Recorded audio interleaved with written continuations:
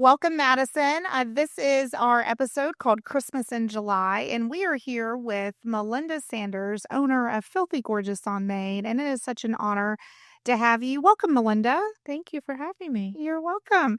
So, Melinda, tell me a little bit about your business, Filthy Gorgeous on Main. For those that are listeners that maybe haven't been to historic downtown Madison, never been in your shop, can you describe to them a little bit about what your store is about, what you offer, and kind of your niche within the retail market in Madison? Sure. So we are a women's boutique located in downtown Madison, and we really try to cater to women.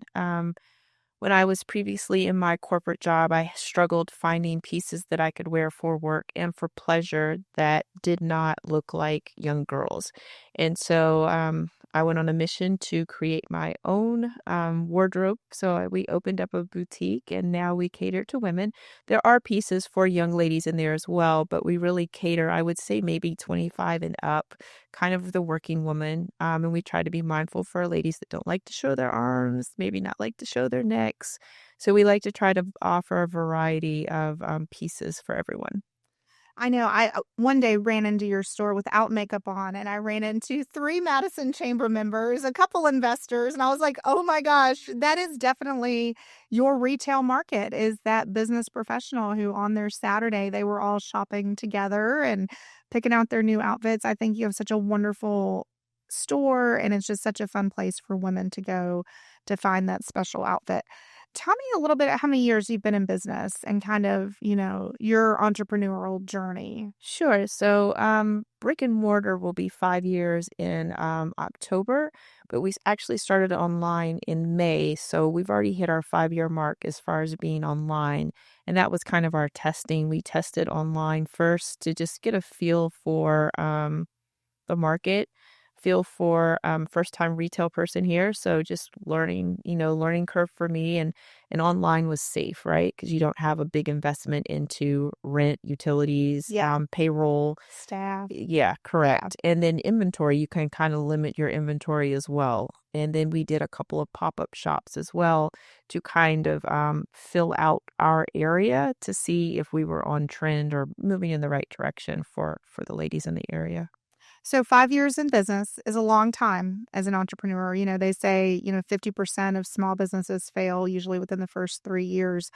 What do you think is the secret to your success in keeping the business open and your niche with your shoppers and customers that are very loyal to Filthy Gorgeous? What do you think makes the difference in kind of how you run your business? So most definitely customer service.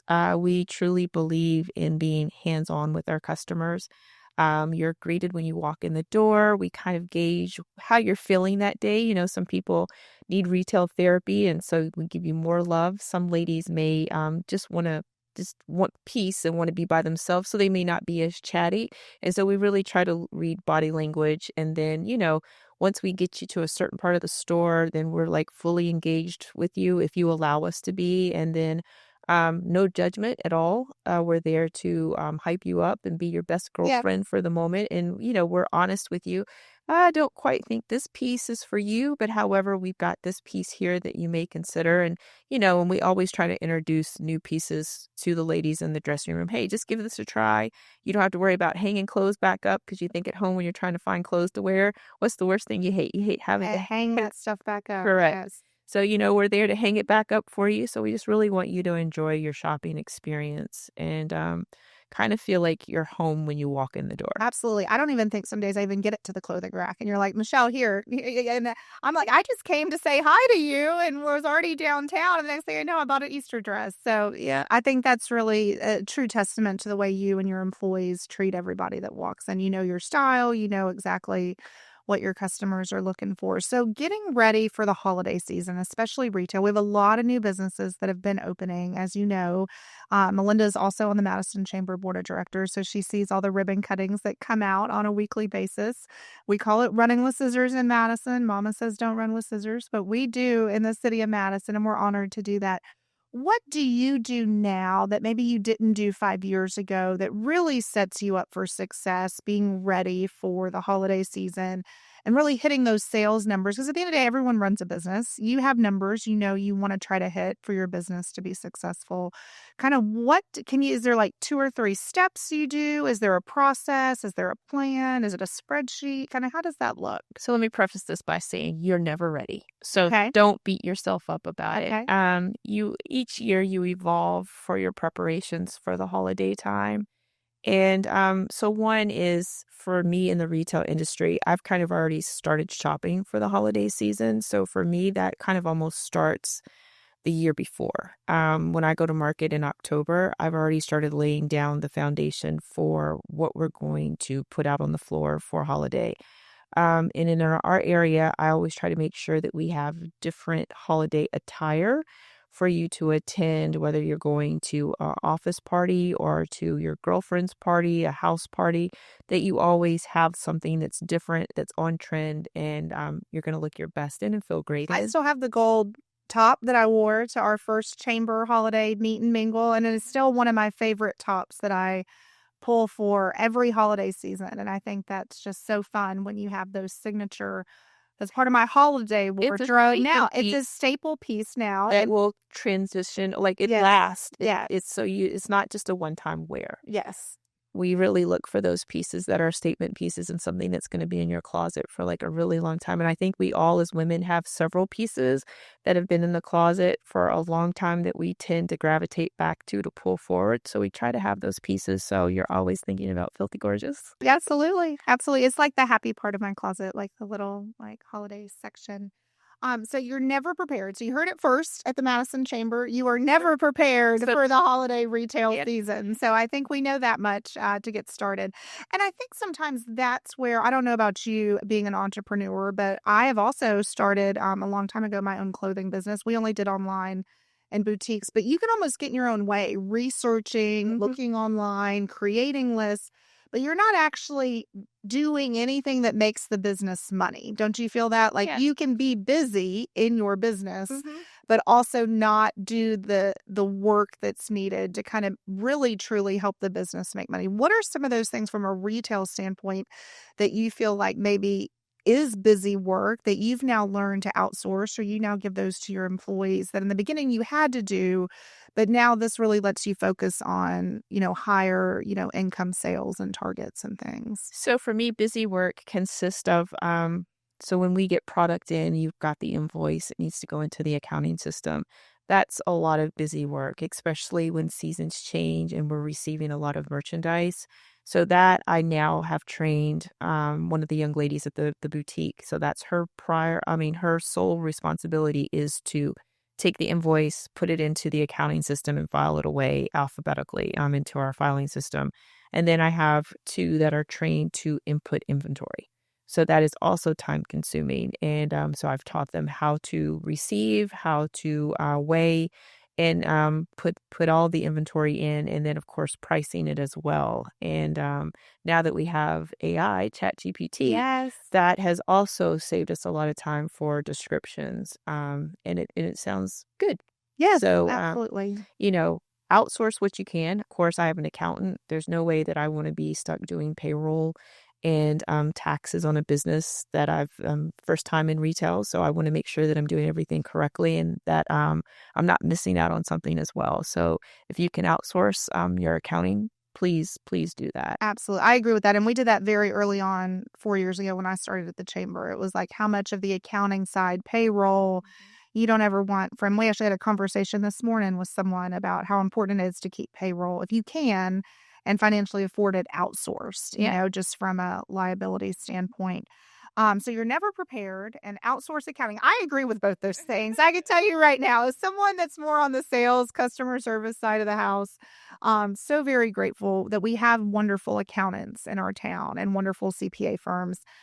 Speaking of kind of Christmas in July, what are some traditions that you've tried and maybe didn't work that you don't do anymore? And maybe traditions that you have tried and that are now kind of part of the culture of Filthy Gorgeous and really your customers look forward to it. And so do you have anything you tried that maybe really flopped? And then do you have anything that didn't flop and you just this is part of our culture we do every year now? So we haven't had any flops yet. So thank you. Oh yeah. Or Knock on some knock wood. on wood. Yeah, right. And so we put a lot of time and energy into what we're going to do because being a small business, you have to really prioritize where your marketing money is going to go. Um, I don't think the community really realizes how the community comes to small businesses and asks for donations. And, we don't have an unlimited supply of donations. And so you really kind of have to set aside your marketing money. And then I also call it your donation money. And you want to donate to everybody that you can, but sometimes, budget wise, you're not able to.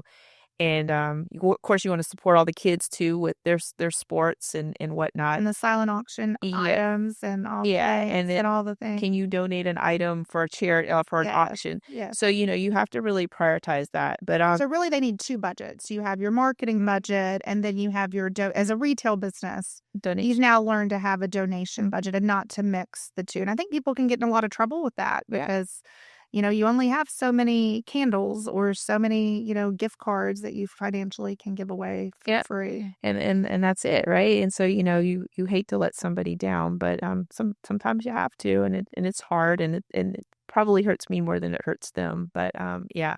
So promotion wise or event wise, our biggest one is Pink Fridays.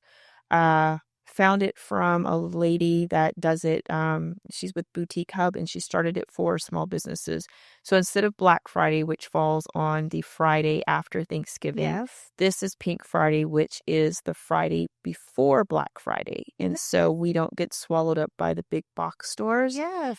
And so we do, if you spend a certain amount, you get a swag bag. And I have other entrepreneurs donate something to the swag bags. And then we also include other items, maybe like Christmas socks or lotion or something that is wanted, right? Yeah. I think one year we gave away the little hot cups or like they weren't really Yeti cups, but they're So not. like a Yeti. Yeah, Yeah. the knockoff Yeah. brand, Yeah. but with Filthy Gorgeous on there. And then we've done like the coffee cups, the white solid ones that look like Starbucks cups with Filthy Gorgeous on there. So always trying to give branded material, but we always lean on our other entrepreneurs to provide us with stuff. And I have some now that look for, oh, this year I'm ready for your Pink Friday bags. Yes. So it's kind of built into, they know that this is The coming up. expectation Mhm. of this is happening. Yeah, It's and then we do the pop the balloon. So we have all these balloons. So when you walk in the door, so festive. If you've never been to her Pink Friday, it is just the happiest thing you can walk into. Yeah. And your store's already hot pink. So Yeah. it's just like girl land, just so fun. and we don't have to do a lot of decoration for that, which my first year I went all overboard, but I kind of felt like the little deers or the little trinkets kind of got in the way of the clothes or the materials or the items that were on the shelves. And I had people starting to, is this for sale? Can I buy this? And I was like, no, it's part of my authentic. So I was like, Not for sale. Christmas decorations. So we don't really do that much anymore. There is a local lady that does Christmas trees. And one year she actually put up a tree outside and I let her put her promotional material out there and then some in the store. So she had a sign out there. So it was kind of like 2 birds with 1 stone, right? She got noticed and I got a Christmas tree up front for the I holidays. love that. Yeah. So that's our biggest one is the Pink Friday. And then also capitalizing when we had the little snowstorm, we had a Frosty and Fabulous sale, and so we try to capitalize off that. What do we do when we're stuck at home? We get online and shop, right? Yep. So we Yeah. blast it out on social media, shop our Frosty and Fabulous sale, and if you didn't want to have it shipped to your house, you could always do local pickup afterwards for those that lived in the community. And so we did really well with that. And I think that's a great thing to talk about too, because if it is a snowstorm or we just had a tornado come through Mm-hmm. the middle of Madison, are you prepared kind of for how to pivot? Mm-hmm. And I think you want to talk a little bit about how you've learned to pivot in those areas and things, and how it's helped you kind of keep your sales numbers up, even if your doors haven't physically been open. Yeah. And then going back to your other question about, basically kind of outsourcing for you to be more productive or bring more income. This year we've done several fashion shows which was a first for us going off site to do that. And it Oh, was, I've seen those, and they're on social media. It's been great. I'm like, there she is, yeah. girl. And it took me out of my comfort Yeah. zone. And you think about, so pop-up shops are really hard. You think about all these, the sweat that goes into it, the sweat equity of setting up tables. I've done under the Christmas tree, girl. I know. Yeah. That is, And clothes are hard. they are, and they got to be ironed and steamed, and you got the clothing racks, and those are heavy. Yeah, and lugging that stuff around, Yes. something always gets damaged or gets snagged. Or Um, stolen, or yeah, and so I did it this year, and it was hard work, but I think it paid off for us. I was really getting our name out there, and we had a really good time. And I had great models, and so I look forward to doing more of that. Because literally it was three: one out on the Arsenal, one at the college, and then one for the Boss Business ladies, and it was great. So yeah. that's my goal, is to participate in more of those, and possibly even have one at the boutique, maybe once a quarter, or once, like, maybe spring summer line, and then do You a even fall. close Main Street and like make a runway. That, or we can do it down the little side. Yeah, sidewalk. Yeah, that'd be Alleyway. fun. Yeah. Yeah, that'd be super fun. Love that. All right.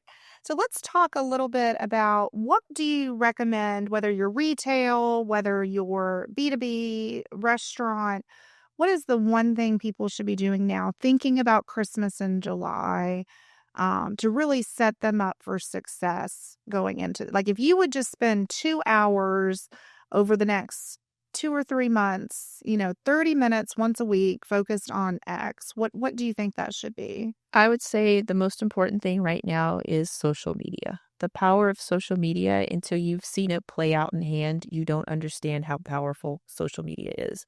I would probably go ahead and start setting up my social media for the whole month, from pretty much the whole month of November and December.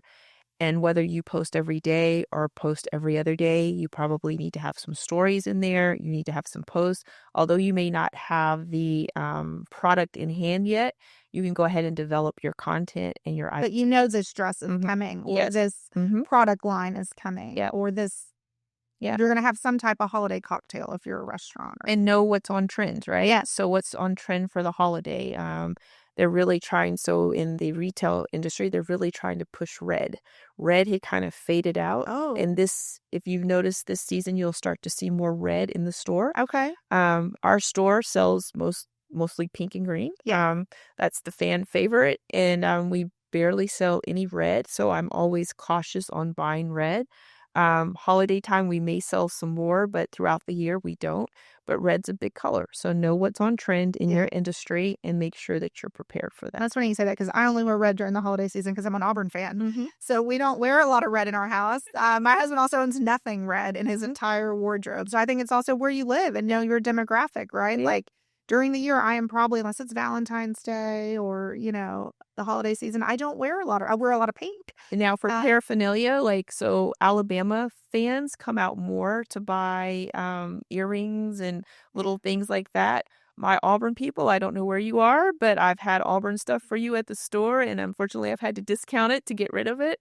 And so now I'm torn, because it's like, I want to buy Auburn stuff. Yeah. But you're not coming to buy it. Did you hear that, Auburn fans? We need to get out to Main Street at Filthy Gorgeous on Main and make sure we're represented with our Auburn. But I'll tell you, a lot of Auburn fans like to wear like navy and burnt orange outfits together.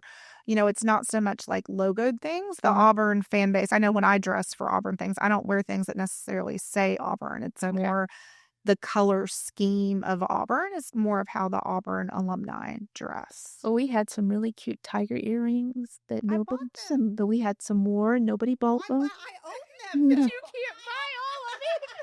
I own the tiger earrings. I even bought a pair for my mother-in-law. They were so cute. And then we had that cute little orange sweater that had the little sequin tiger on it. That was really, really cute. Sorry, my boss called. That's okay. You can cut that out, right? Yeah, we'll cut that out. Don't worry. How we doing on time? 20 minutes. Okay. All right. So let's talk a little bit about, we have 2 questions. We're asking everybody the same question. So the first question I want to ask you is, what was the first one I asked, Robin? Do you remember? We should have written this down. The The main one you asked was the restaurant. Okay. Tell me what your favorite restaurant is. I don't know if you can, because I don't know if you can, but what's your favorite dish out of any restaurant within the city limits of Madison? Or do you have several favorite dishes that you really look forward to eating at? During the holidays or just in general? In general, like if you're having a bad day and you're upset and things just are not going your way, where are you going? What are you ordering?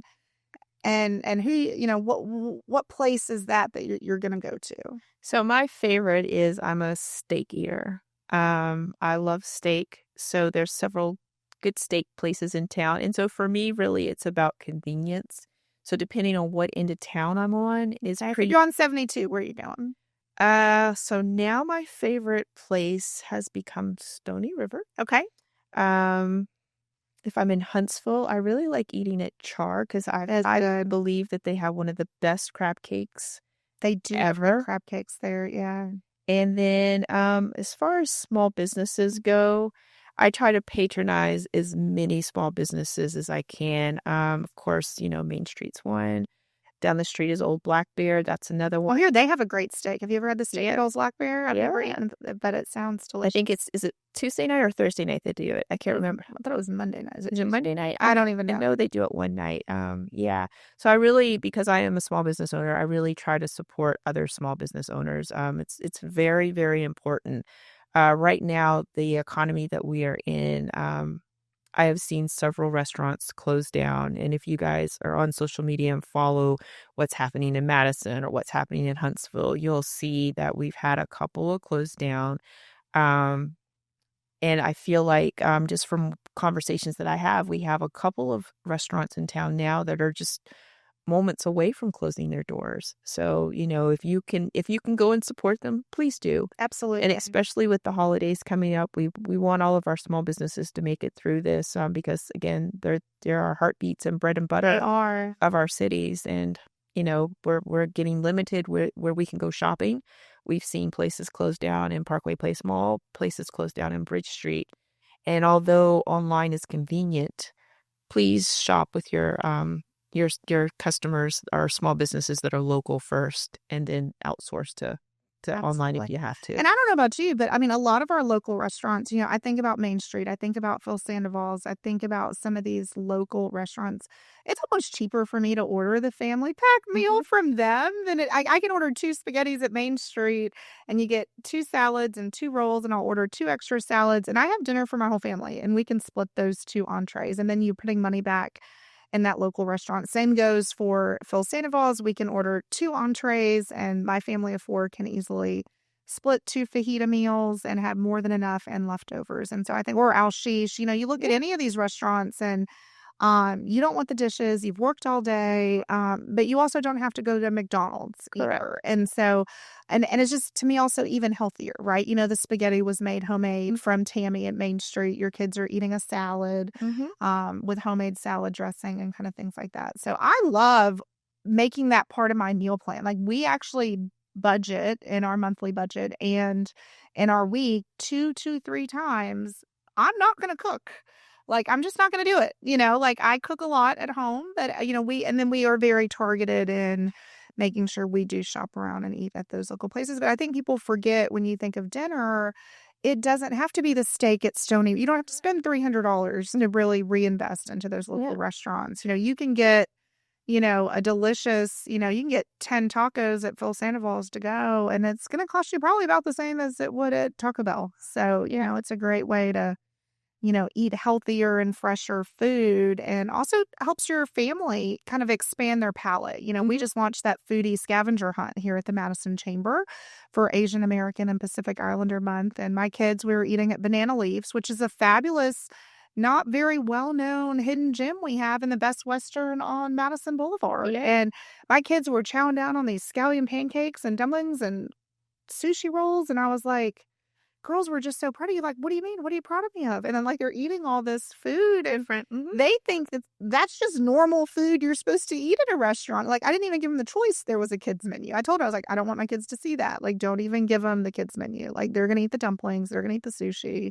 Give them variety. We're going to give them variety as the spice. But just think how important it is that you made that small business owner's day, right? So every lady that comes into my store, whether they bought something or not, is valuable to me because you came in, you took the time out of your Yes. day to come in and at least see what we had.